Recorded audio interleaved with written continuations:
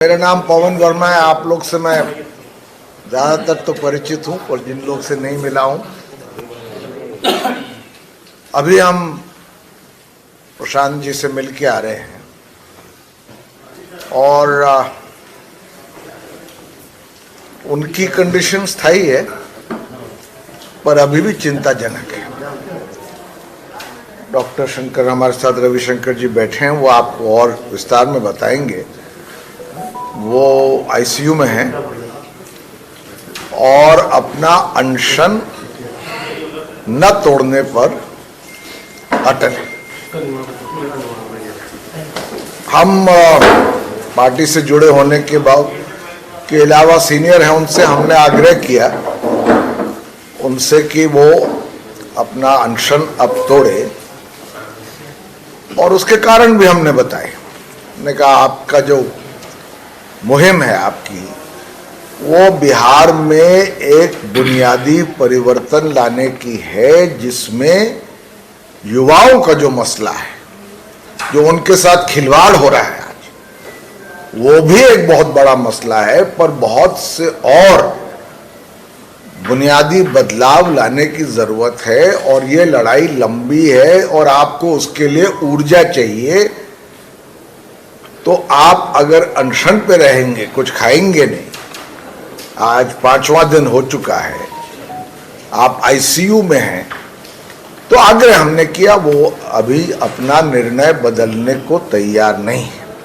हमने उनको बधाई भी दी कि जिस एकाग्रता से, जिस त्याग से, जिस साहस से, जिस निष्ठा से उन्होंने युवाओं के हित में मुख्य धारा में लाए हैं, वो बिहार में ही नहीं पूरे देश में जो उनके साथ हुआ है, उसके लिए हमने उनको बधाई दी। और खास तौर पे हमने उनको बधाई इस बात पे दी कि जब आपको बेल मिली और वो कंडीशनल बेल थी तो आपने उसको ना करा, क्योंकि विरोध करना संवैधानिक ढंग से, शांतिपूर्ण ढंग से, ये तो हमारा एक हर नागरिक का अधिकार है।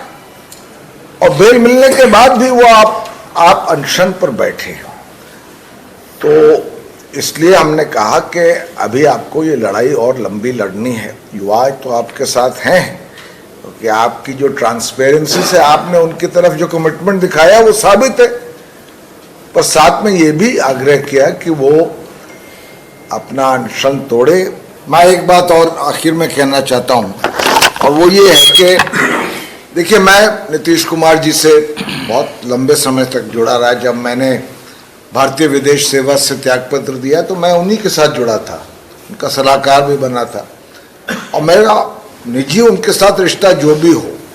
पर मैं ये टिप्पणी जरूर करना चाहता हूँ कि मुख्यमंत्री 5 अभ्यर्थियों से, युवाओं से मिलने से इनकार करें, उनको सुनवाई ना दें, वो एक ऐसी प्रशासनिक असंवेदनशीलता का प्रमाण देता है जो मैं समझता हूं सरासर गलत है।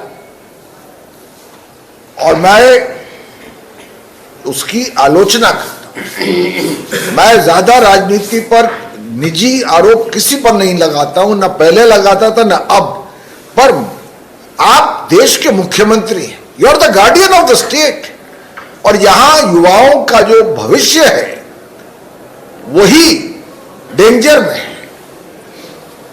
आक्रोश भी है, दुख भी है, एक सेंस ऑफ फ्रस्ट्रेशन है और मुख्यमंत्री उनकी बातों को सुनने को तैयार नहीं है। और लाठीचार्ज जिस तरह से हुआ, तो खैर जो बात हो चुकी सो हो चुकी।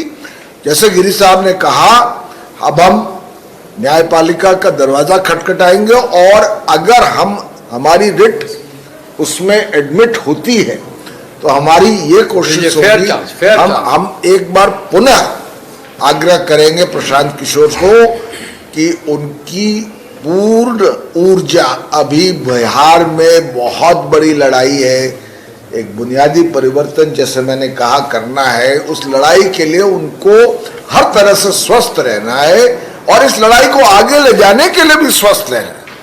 आईसीयू में अगर रहेंगे या अगर अनशन करेंगे तो ये लड़ाई कैसे लड़ेंगे? वो बड़े जिद्दी आदमी है, मैं उनको बहुत दिन से जानता हूं, मान नहीं रहे, पर मनवाना मेरा काम है बिहार के हित में, बिहार के युवाओं के हित में। अब देखते हैं वो क्या निर्णय लेते हैं, पर अपनी तरफ से गिरी साहब ने और हमने जो उनसे कहना था कह दिया और आप लोग को उनकी स्थिति पर अवगत कर दिया। धन्यवाद। डॉक्टर रविशंकर हैं हमारे साथ, तो मैं चाहूंगा कि पहले डॉक्टर रविशंकर आप बताएं क्या हालत है उनकी। आगे चीज़ें कॉम्प्लिकेट हो सकती हैं, आगे क्या हो गए तो कहना मुश्किल होगा, बट आगे चीज़ें कॉम्प्लिकेट हो सकती हैं। अनशन जब जारी रहेगा तो शरीर में कीटोन बॉडीज़ बनती हैं जिनसे ब्रेन पे इफेक्ट होता है, तो ये सब चीज़ें आगे हो सकती हैं। हम लोग उनको इंसिस्ट कर रहे हैं कि वो अपना खाना लेना शुरू कर दें, बट अगेन पॉलिटिकल डिसीजन है उनका, तो वो उसको कंटिन्यू कर रहे हैं। अभी स्थिति उनकी सामान्य है, हम लोग मैनेज कर रहे हैं, ऐसा रखें ऑब्जर्वेशन के लिए। आईवी के थ्रू उनको हम लोग न्यूट्रिशन या बाकी सब चीज़ें, दवाइयाँ सब दे रहे हैं, तो स्थिति अभी ठीक है, मैनेज किया जा रहा है। बट हम लोग बार बार उनको इंसिस्ट करें कि भाई आप खाना शुरू कर दें ताकि हमारा काम आसान हो जाए, otherwise we will maintain on IV. Test reports आ गए?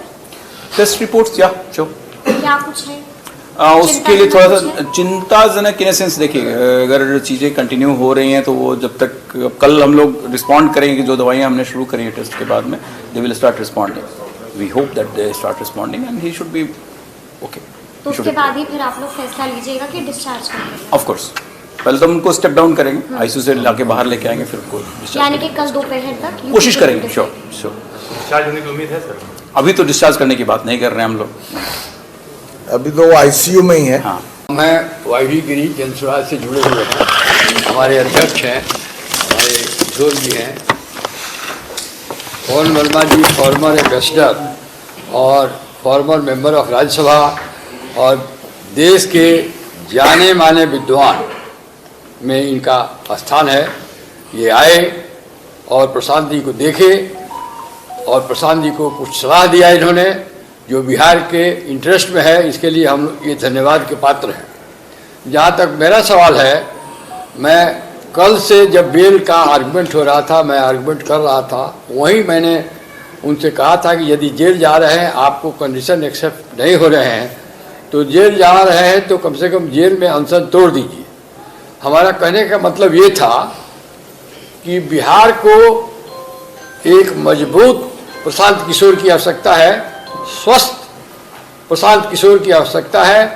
बिहार में जो पिछड़ापन को दूर करने के लिए, शिक्षा को आगे बढ़ाने के लिए हम तो कहेंगे कि हमारे विद्यार्थी और अभ्यर्थी जितने हैं, जिनके लिए वो पेंशन पर बैठे हुए हैं और अब इस स्थिति में आ गए हैं कि उनकी तबीयत ठीक नहीं है, मैं उनसे भी अनुरोध करूंगा कि वो लोग प्रशांत जी को इंसिस्ट करें कि वो अपना अनशन तोड़ दें।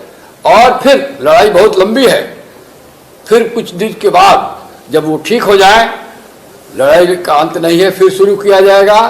और कुछ लड़के, आप लोग बता दो, कुछ लड़के लोग और कुछ विद्यार्थी और हमारे कुछ जनसरोजी भाई, सब लोग चाहते हैं कि जब कार्यपालिका, 3 विंग होता है, लेजिस्लेचर, कार्यपालिका और न्यायपालिका, तो इसमें लेजिस्लेचर का इशू नहीं है, लेकिन इस सिचुएशन को कार्यपालिका कंप्लीटली फेल, मैलाफाइडली फेल हो गई है और चाहती है कि फिजल आउट करा दिया जाए। अब सिचुएशन ये आ गया है कि हम लोग न्यायपालिका का दरवाज़ा खटखटाएं कि न्यायपालिका सर्वोपरि है, एग्जीक्यूटिव भी उसके आंसरेबल है। और कुछ लड़के संयोग से जो अभ्यर्थी हैं वो हम लोगों के पास आए हैं, कल भी आए, आज भी आए, और हम लोग विचार कर रहे हैं बहुत शीघ्र इस इशू को सुप्रीम हाईकोर्ट में, पटना हाईकोर्ट में ले जाएंगे। और मुझे पूरी उम्मीद है कि जिस तरह का इलीगलिटी कमिट हुआ है, जिस तरह से अनफेयर मीन्स का इस्तेमाल हुआ है और जो सरकार का और पब्लिक सर्विस कमीशन का रवैया रहा है, इसमें हाईकोर्ट मन अंदाज हम करते हैं अपने अनुभव के आधार पर हाईकोर्ट इसमें इंटरफेयर करेगा।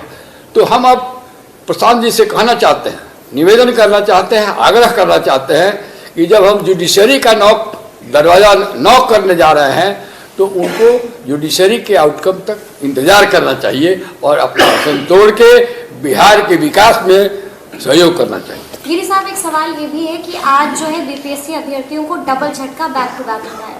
पहला, सुप्रीम कोर्ट ने सुनवाई करने से इनकार कर दिया, और दूसरा, प्रशांत की तबीयत अचानक और भी ज्यादा बिगड़ गई है। अब क्या होगा? मैं सुप्रीम कोर्ट में एक लॉ फॉर्म गया था, वो कोई फुलिश आइडिया था। डायरेक्ट सुप्रीम कोर्ट कोई रिट पिटीशन इंटरटेन नॉर्मली नहीं करता है। आपको पहले हाई कोर्ट में जाना है, हाई कोर्ट का जजमेंट से आपको यदि संतुष्ट नहीं है तब आप सुप्रीम कोर्ट जाइए। सुप्रीम कोर्ट रिफ्यूज रहे, कोई मेरिट पर नहीं रिजेक्ट किया है।